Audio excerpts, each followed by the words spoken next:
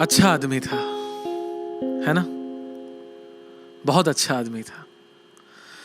ये बात तुमने कह दी यकीन से या अंदाजे पर? अब कुछ ना कुछ तो कहना बनता था ना उसके जनाजे पर।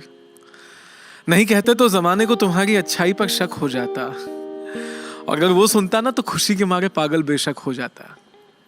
खैर ये बताओ कि अच्छा ही था तो अच्छेपन का हिसाब क्यों नहीं दिया?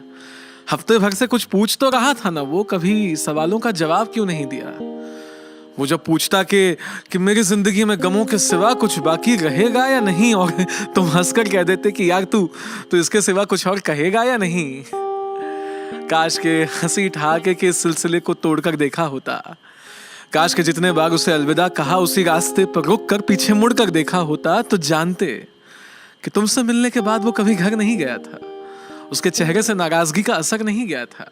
वहीं पेड़ के सहारे सड़क के किनारे बैठ जाया करता था, आते जाते मुसाफिरों से रूठ जाया करता था। तुम जानते थे ना कि वो हम सब से कुछ दिनों से बड़ा अलग अलग सा दूर सा रहता था। पर क्या ये जानते हो कि अकेले पलंग पे लेटा अपने घर में पंखों दीवारों को घूरता रहता था? कहा तो था उसने कि मिलो, मुलाकातें करनी है, जो किसी और से नहीं कहीं वो तुमसे बातें करनी है। और तुम ऐसे में जिंदगी कैसे जीनी चाहिए ऐसी बातें फर्जी भेजकर, दो चार चुटकुलों के साथ हंसी वाला इमोजी भेजकर तुम्हें लगता था कि वो संभल जाएगा। संभला नहीं तो क्या हुआ, अच्छा आदमी है, समझ जाएगा। पर वो तुम्हारी चीजों को पढ़कर सोचता था कि एक मेरे पास ही हंसने की हसरत क्यों नहीं है, एक जिंदगी में मेरे सिवा ही किसी को मेरी जरूरत क्यों नहीं है? जरूरत है। काश के उसे एहसास दिला दिया होता, काश के उसे एहसास दिला दिया होता, बिना वजह गले लगाकर पास बिठा लिया होता।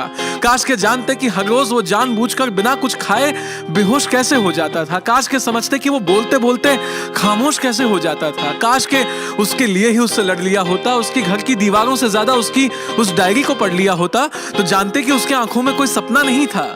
उसके अपने बहुत थे पर उसका कोई अपना नहीं था। काश के हम में से कोई तो उसके घर पे वक्त पर पहुंचा होता तो उसने उस दवाई की शीशी को खोलने से पहले कुछ तो सोचा होता। काश। कहते हैं रिश्ते बांधते हैं ना, तो उसके घर में वो जंजीर मौजूद थी।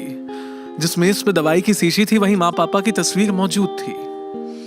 पर उस वक्त उसका कोई अपना उसके पास नहीं था। दिल का हर एक दोस्त था तो सही, पर दिल के खास नहीं था।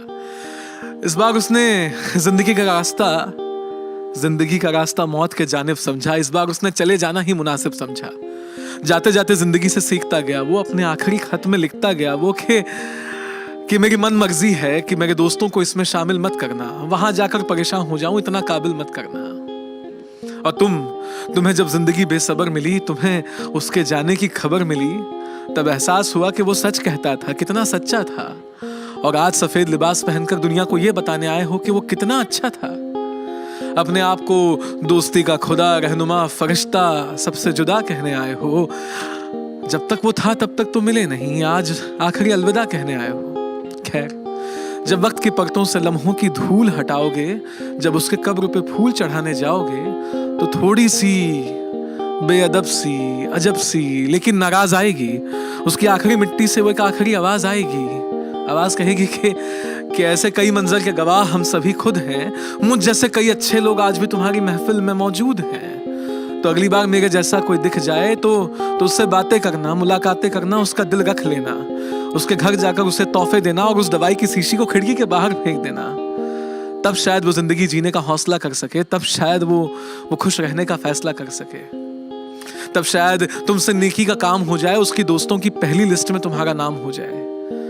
ये बातें हम सब जानते हैं, सबको पता है। बस आज कहना लाजमी था ताकि तुम्हें किसी के घर जाकर सफेद लिबास पहनकर ये ना कहना पड़े कि वो अच्छा आदमी था।